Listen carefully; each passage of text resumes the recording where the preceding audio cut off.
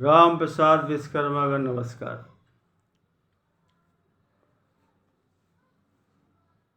देश में चुनावी बिगुल बच चुका है।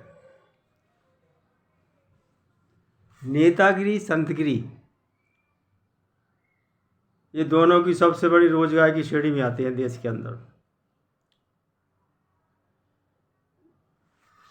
अब सियासत में कितनी उलट-पुलट हुई, क्योंकि वो होते ना बंदर की औलाद, कभी इस पेड़ पे कभी उस पेड़ पे। ये भला नहीं कहते, सब जेब का भला कहते हैं। सब भाग दौड़ बचे एक दूसरे में घुस रहे। सियासत बड़ी अजीब चीज़ है। सियासत में हैं जो विरोधी, पता नहीं कब हो जाए संग। सियासत में हैं जो विरोधी, पता नहीं कब हो जाए संग। वो चुनावी बिगुल बसता है, हो जाती जुबानी जंग।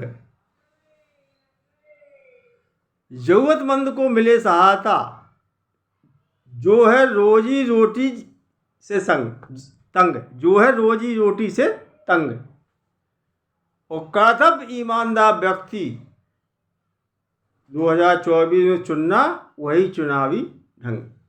जरूरतमंद को सेवा में आज तक तो इतनी सरकारें आई, 80 करोड़ को राशन मिल रहा, कुछ तो मिल रहा, उसमें भी आप ऑब्जेक्शन उठ रहे। इतना तो भला हो रहा कम से हम जैसे फकीरों का, कुछ तो मिल रहा, 5 किलो राशन, पेट भर रहा हमारा। राजनीति एक देश में रोजगार बन चुकी है। आज देश में ज़्यादातर नेता बन रहे या फिर संत बन रहे, क्योंकि ये रोजगार जो है दोनों का ये हाई फाई श्रेणी में आता है। हम जैसे तो कीड़े मकोड़े हैं, कोई नहीं समझता है ये स्थिति है भाई साहब। गरीब आदमी कभी संत की मंच पर माला पहनाते नहीं होगा कभी जिंदगी में। ये नोट कर लेना इस बात को।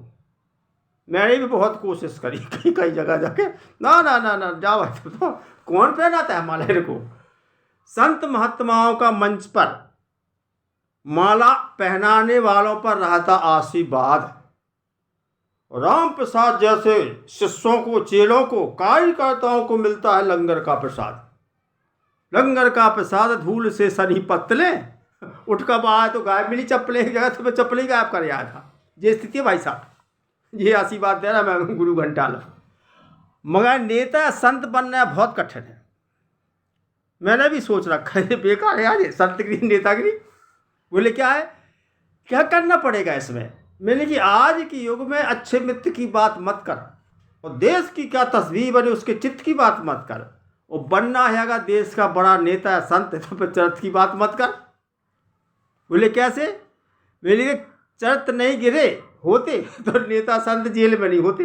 कितने गुस्से पड़े बता, बड़े बड़े संत जिनको भगवान समझते तो जेल में घुसे पड़े। तो ये चरित्र गिरा दो अगर नेता संत बनना है तो। ये नोट कर लेना इस बात को, क्योंकि आजकल इसी में ज़्यादा भाग दौड़ लग रही है। नेतागिरी बनो या संत, पैसा दोनों ही है, बाकी किसी के पास है, हम जैसे तो कंगाल है।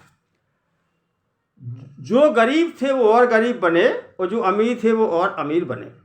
और जिस देश का पैसा स्विस बैंक की जमा हो, उस देश की क्या तस्वीर बने। कौन कहता है कि जितनी भी गम नहीं मिलते, वो गम सहने वाले कम नहीं मिलते। नेताजी कहते हैं अभी चुनाव के टाइम पे मिल लो भाषण के समय, फिर बोले जीतने के बाद 5 साल तक हम नहीं मिलते। तो हकीकत हमें तो आज तक नहीं मिले भाई साहब, क्योंकि हज़ारों हमदर्द मिले, करम के चंद मिले, और वादा करके तो जीत गए नेताजी। जब उनको ढूंढा जा हमें काम पड़ा ना, फिर वो एक बार मिले। जनता ने वोट दिए नेताजी को वरदान की तरह, और नेताजी जीत गए पहलवान की तरह। और जनता को जो वादे किए थे वो भूल गए, क्योंकि वादों को ही कत्था चूना लगाकर छवा गए पान की तरह। ये स्थिति है भाई साहब।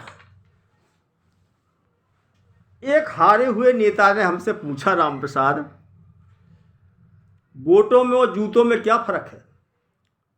मैंने कहा वोट जब पड़ते हैं तो गिने जाते हैं, बाकी हमें जूतों का तो पता नहीं कितने क्या है, वो अलग बात है। मैं वोट डालने गया भाई साहब, वोट डाल के आ गया। अब बाहर नेताजी के चमचे खड़े थे, गेट पे खड़े रहते हैं, हर किसी बूथ पे चले जाओ आप, मिल जाते हैं। अरे बोले राम प्रसाद किसको वोट दिया। मेरे यहाँ जिस नेता ने रात में शराब की बोतल दी थी यार, उसका तो मैं चुनावी चिन्ह भूल गया, झंझट ही खत्म। तो ये स्थिति भाई साहब, अब ये बिल से निकले कि अभी चुनाव होने वाले हैं। इसलिए मैंने कहता हूँ कि नेता बनो, संत बनो, पाओ सब जगह माल। नेता बनो, संत बनो, पाओ सब जगह माल। वह इन दोनों ही हो रहे, ये दोनों ही हो रहे देश में माला माल। एक कह रहा है, गाना चलता था वो कि इंसाफ की डगर पे बच्चों दिखाओ चल के, देश है तुम्हारा नेता तुम ही हो कल के। ये तो सुना होगा आपने, लेकिन नहीं, उसमें थोड़ा उल्टा हो गया। इंसाफ की डगर पे बच्चों दिखाओ चल के, देश है तुम्हारा खा जाओ इसे तल के। अब भाई साहब, मैंने एक कंपनी में फ़ोन किया लोन के लिए, कंपनी का फ़ोन।